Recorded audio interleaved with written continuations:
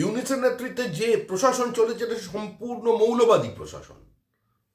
পুলিশকে খুন করেছে, হিন্দু মহিলাদের উপরে অকথ্য অত্যাচার, হিন্দু মন্দির ধ্বংস, যে ইন্দিরা গান্ধী বাংলাদেশের জন্মদাত্রী তার নামাঙ্কিত লাইব্রেরিকে সম্পূর্ণ ভস্মীভূত করে ফেলা হয়েছে। 51টা সতীপীঠের মধ্যে একটা ওখানে ছিল, সেটাকে ভেঙে দেওয়া হয়েছে।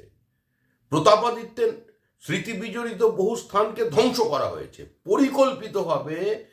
ইউনুস ক্ষমতায় বসবার পর ওখানে এথনিক ক্লেনজিং শুরু হয়েছে।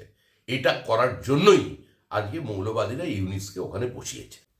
ইসকন একটি ধর্মীয় সংগঠন, সারা বিশ্ব জুড়ে তারা হরিনাম সংকীর্তন করে।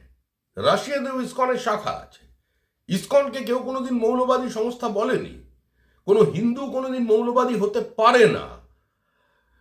স্বামী চিন্ময় কৃষ্ণদাসের নেতৃত্বে গোটা বাংলাদেশের হিন্দু সমাজ, খ্রিস্টান, বৌদ্ধরা এক জায়গায় এসেছিলেন, এক ছাতার তলায় এসেছিলেন। তাই সেই প্রতিবাদকে ভেঙে দিতে হবে, সেই প্রতিবাদীদের কোতল করতে হবে। আর তার জন্য ইসকনের উপর এই আক্রমণ। এই আক্রমণের সংঘবদ্ধভাবে প্রতিবাদ করা প্রয়োজন।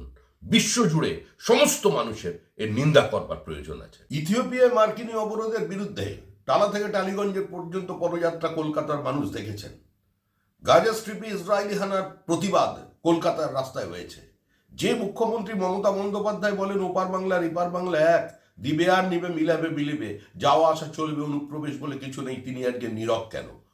নীরব এ কারণেই, কারণ মুসলিম আক্রান্ত হলে তার প্রতিবাদ করলে প্রগতিশীল, আর হিন্দু আক্রান্ত হলে, হিন্দুর কথা বললে, তার পাশে দাঁড়ালে সাম্প্রদায়িক।